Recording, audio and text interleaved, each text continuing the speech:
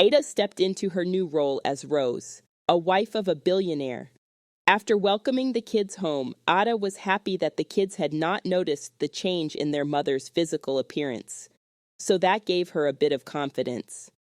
Now she was waiting for the big one, which was welcoming her new husband. Ada's heart fluttered with nervous anticipation as she awaited the arrival of Mr. Jams from his business trip. With each passing moment, her pulse quickened, her mind racing with a million thoughts and fears. You can do this, you can do this, Ada kept telling herself. As the sleek black car pulled into the driveway, a very handsome and attractive man stepped out and smiled. Ada's fears melted away in an instant.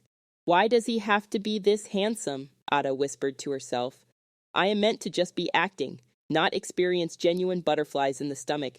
Get a grip, Ada told herself.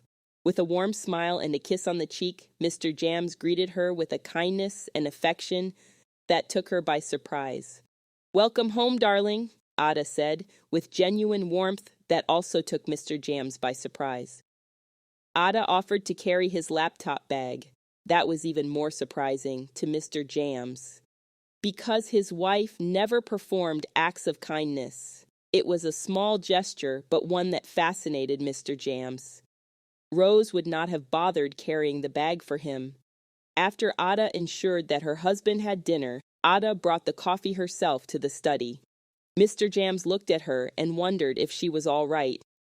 She could have sent the maid, like she normally would.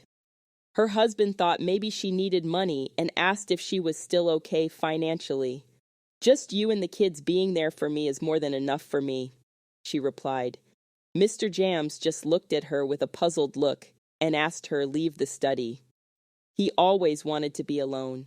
As weeks went by and Ada would personally wake up to prepare breakfast for Mr. Jams and pack the kids' food for school, the kids loved how their mother had changed. They felt so much love and warmth. Days turned into weeks and the weeks into months. Ada was settling well. She took pride in ensuring that the family was well cared for. She did everything with genuine love and affection. There was so much laughter and joy during meal times. She helped the kids with their homework, praised their efforts, and watched with pride as their grades improved and their confidence soared. And as she sat side by side with Mr. Jams in the study, they engaged in lively conversation and shared interests. The two were getting close, bearing in mind that Mr. Jams never used to allow anyone to stay in the study before. This meant that he was changing. He started doing things he never used to do, like calling Ada from work, coming home early and organizing family trips. One day, Mr. Jams came home, held Ada's hand, and started crying. Ada was worried about what could have hurt him this badly. He apologized to her for not showing love to her before. He had never taken time to understand her like he does now. He said it took him so long for him to realize he was blessed with such an amazing wife. Those were the sweetest words Ada had ever heard. With each passing day, Mr. Jams opened up to her in ways he had never done before. Mr. Jams had fallen in love with his wife. Ada also found herself drawn to him in ways she never thought possible.